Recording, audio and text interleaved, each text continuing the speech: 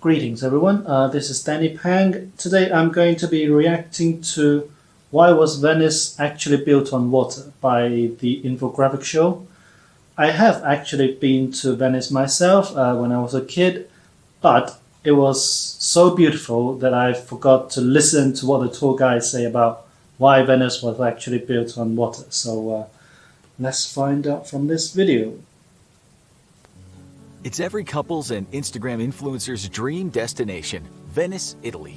The stunning architecture, incredible food, and the picturesque gondolas on the canals, the floating city on the water captivates the world's imagination. But of the millions of tourists that crowd Venice every year, how many stop to think, wait, why build a city on the water to begin with? Wouldn't something like, I don't know, land be a better option? Preposterous. That's an excellent question, and one that our team of experts and researchers immediately set out to answer. Picture this, it's the 5th century AD, and the Western Roman Empire has just epically fallen, all while the Byzantine Empire firmly keeps its AirPods in, refusing to hear Rome's cries for help. To be fair to the Byzantines, centuries of lead consumption via drinking water was never going to end well for Rome. With the empire's defenses and army destroyed and disbanded, the path is open for invading forces to work their way across Italy. Numerous barbarian armies, including the famed forces of Attila the Hun, attack the major Italian cities. Even though the Veneti people still technically belong to the Eastern Roman Empire, they're right on the border, and their distance from the capital makes it hard for Constantinople to defend them. In the midst of the chaos, the future of a little chain of nearby marshy islands is about to change forever. The group of 118 or 124 islands, sources differ on the exact number, that existed where present-day Venice now sits, were thought of as little more than small plots of useless soil in marshland. A few poor fishermen lived there and almost no one else. On the mainland, however, along the coast across from these islands lived a Celtic group known as the Veneti. The first foreign attack comes from the Visigoths in the early 5th century. As the Visigoths approach the city on foot and horseback, terrifying the population, the residents have a light bulb moment. An army of horses and men can't cross the water. Thus, the Veneti pack up their things into boats and move across the Canale della Giudecca, which separates the island chain from the mainland, to the marsh Torcello or Torcello, Jesolo, Malamocco, that they had so looked down on before. Specifically, they settle on the sandy stretches of Torcello, Jesolo, and Malamocco. I was wrong. In 421 AD, the Veneti officially established a city on the island, which they call, unimaginatively, Venice, or Venezia in Italian, or Venetia in Venetian, because each town, street, and house in Italy has its own dialect. Some mainland residents hold out, preferring to face the onslaught of repeated military campaigns against them instead of abandoning their homes and relocating to a marsh. Like the usual Florida residents on the news who refuse to leave their living room while a hurricane is barreling toward them, their stubbornness is somewhat admirable, but it turns out to be a very bad idea. Metaphor. Then after an attack by one of the most famous and feared generals of all time, Attila the Hun, followed by repeated threats from Franks and Turks, most residents end up deciding that maybe fleeing across the water isn't such a bad idea. However, this sudden influx of people to a place that had previously housed just a handful of fishermen overwhelmed and overcrowded the small Venetian islands, much like most photo-snapping tourists do today. That's when the Veneti came up with a solution. In order to expand and solidify the city, they would dig up and construct canals and build Venice on the water itself. This would create more space, but it also meant that they would have to build incredibly strong foundations in order to support the weight of an entire city. And in a move that would make Venice the iconic city it is today, they would have to create canals rather than roads. The first step was to dig the canals and make sure they held their shape, without modern machinery. The digging was a long, painstaking process. In order to make sure their work wasn't immediately destroyed, as soon as builders carved out the canals, they hammered in closely stacked stakes on the sides of the waterways. This stopped the water from seeping back into their dirt walls, and stopped the dirt walls from falling down. Here, the Veneti also got a little lucky. The wood they used for the stakes was alder wood, which is mostly water resistant. In addition, the bottom of the canals had a layer of solid clay, which helped the waterways naturally keep their shape and helped hold the stakes in place. All the builders had to do is drive the stakes through the top layers of mud and sand to get to the solid clay bottom. The locals then needed some kind of platform on which to place the city's buildings. Surprisingly, the settlers decided the best material to use for the platforms was wood. They built wooden platforms on top of which they would place stone to serve as the new building's foundations. This is where they ran into problem number 2. Being a marshland, Venice didn't have much in the way of forests and trees. So the Venetians started importing wood from Croatia, Slovenia, Montenegro, and other nearby destinations accessible by ship.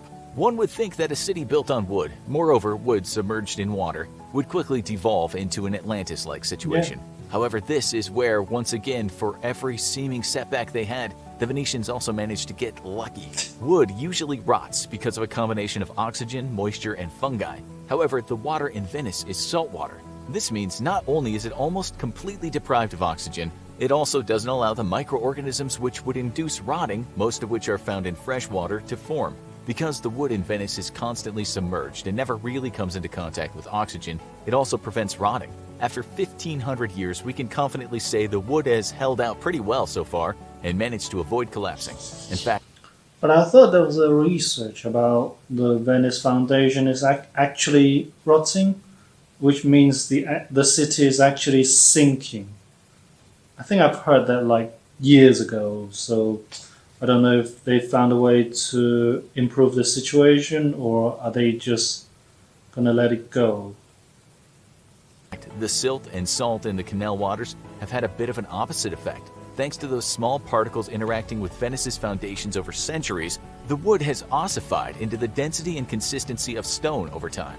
During the Middle Ages and the Renaissance, as the rest of Europe lived through the endless wars and invasions, Venice was allowed to prosper in a way few could have imagined when they first settled on those small islands. The city's location, isolated from mainland Italy, protected it from many potentially destructive attacks, and furthermore encouraged the region's independence, as well as the development of a massive naval force, mostly used for commerce. While Venice was initially overseen by the Exarch of Ravenna, appointed by the Byzantine Empire, the city was connected to Ravenna only by a shipping route, and increasingly sought autonomy. Venice elected its first Doge. The Doge's palace remains one of the city's main attractions today. In 697, Paolo Lucio Anafesto, Doge meant leader in the Venetian dialect. After a Lombard king conquered Ravenna in 751 but left Venice untouched, the city became almost fully autonomous. At this point, it was a Byzantine territory in name only. Constantinople had almost no real control over the Venetian region. Thus, by 9th century, Venice would become its own city-state. At its peak, Venice had acquired multiple territories on the eastern Adriatic coast, many Greek islands, including Crete and the entire territory of Cyprus. However, this was more for commercial rather than military reasons. Venetians were merchants first and foremost. Their primary goal was to establish and maintain peaceful trade routes throughout the Adriatic and Mediterranean region. Wherever they encountered pirates, such as in the aforementioned territories, they would take over in order to secure those particular trade routes and drive the pirates out. It was at this point of Venice's power that none other than Charlemagne himself decided to invade that jewel of the Adriatic. His son, Pepin of Italy, laid siege to the city of Venice. This would turn out to be a horrendously expensive and embarrassing mistake. For 6 months, while Venetians curiously looked on Pepin's adorable attempts at a siege while going about their daily lives, Pepin's forces were completely subdued by the diseases found in the local marshes. Presumably, the local Venetians had learned to prevent, treat them, or had adapted to them, and were relatively unaffected. In 810 AD, with his army devastated by swampland and no sign of anything approximating surrender from Venice, Pepin tucked his tail between his legs and headed home. After countless effortless victories against outside invaders, plus multiple trade routes and territorial acquisitions, Venice became one of the most prosperous city-states in Europe. However, starting in 1453, when the Ottoman Empire defeated the Byzantine Empire and seized most of Venice's land, the city started to decline from its former heights, though it continued to maintain some level of influence and importance, as even in the mid-1500s, the city's population numbered 170,000.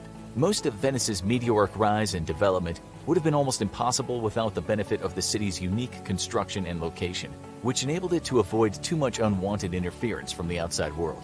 However, in an ironic turn of events, feel free to argue in the comments about whether this is the correct use of ironic or not, the source of Venice's rise and prosperity may prove to be the source of its downfall. Today, Venice does quite well for itself as one of the most sought-after tourist destinations in the world.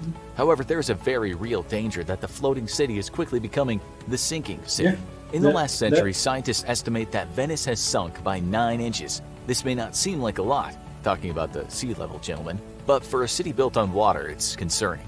The problem has partly existed from the start. The weight of the city has always, and now continues, to push the foundations downward to the ground, submerging the city little by little. However, other factors have compounded the city's submersion. One was the genius idea in the 1960s to drill artisanal wells in order to gain better access to drinking water, which has historically been a problem for this little saltwater surrounded area. Engineers drilled way past the wooden piles the city rested on onto the hard clay bottom of the canals. This weakened the structural integrity and stability of the wood, which had the effect of making the city sink even faster. Once they realized the problems the wells were causing, they stopped drilling immediately. Wells are now banned in Venice. However, the damage was already done. In addition, the buildings lining the canals themselves are being affected by the startling increase in water traffic. The amount of motorized traffic in the Venetian canals has almost doubled in the last 10 years alone. The massive increase in tourism has been a big driver of that traffic. Though the greater Venice area is home to around 262,000 people, the historic city of Venice, which sits on the water, is home to only around 60,000. And yet, in 2019, the famous city recorded 4.78 million inbound tourists. I remember this structure from Spider-Man Far From Home. Spider-Man actually fought the Hydro Man in this structure, in this particular location. Just a little trivia. It's almost 80 times the Venetian population. Lastly, the big problem putting Venice on high alert is something most of the world is also worried about: climate change. Though Venice has slowly been sinking for centuries, the accelerating rise in sea levels threatens to make this city unlivable much sooner than previously thought. In addition, anyone who has spent a number of days in Venice can attest to the city's propensity to unexpectedly become a wading pool at times. Especially in the winter, strong winds and storm surges cause flooding throughout the city, a phenomenon known as acqua alta, or high water. However, climate change has affected weather patterns and increased the sea level, which has led to much more frequent flooding throughout the year, damaging and eroding the city at a much faster rate. Some scientists and engineers have proposed possible solutions to prevent Venice from being lost to the sea. One of these is called the MOS, the acronym for Modulo Sperimentale Elettromeccanico, an ambitious project that involves the construction of 79 mobile floodgates. When the tides rise more than 1 meter, approximately 3.3 feet above the high water mark, these floodgates will kick into operation and keep the Venetian lagoon separated from the Adriatic Sea. Some have suggested even more extreme plans, such as stopping and reversing climate change, so hopefully there are still humans on Earth to worry about Venice sinking from the weight of its structures. However, this has been deemed as an unrealistic goal by a whole lot of important people who have at best 15 years left on the Earth. Though we may not know Venice's eventual fate, we know that this unique city was built in the most ingenious of ways, and that its construction and location led it to thrive and prosper for over a millennium.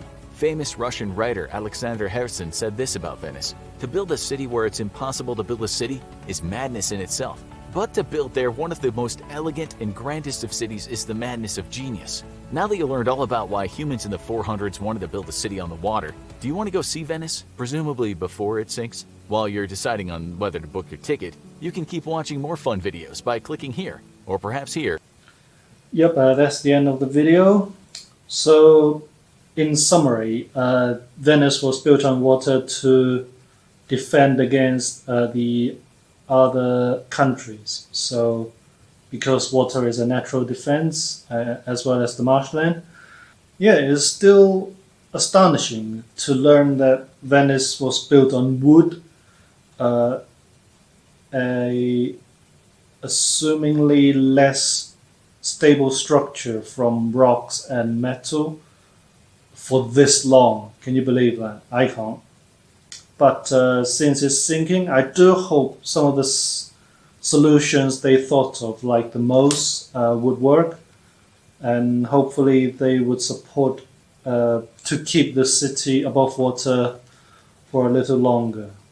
Well, anyway, that's the end of this video. Informative as always, and I'll see you guys in the next video.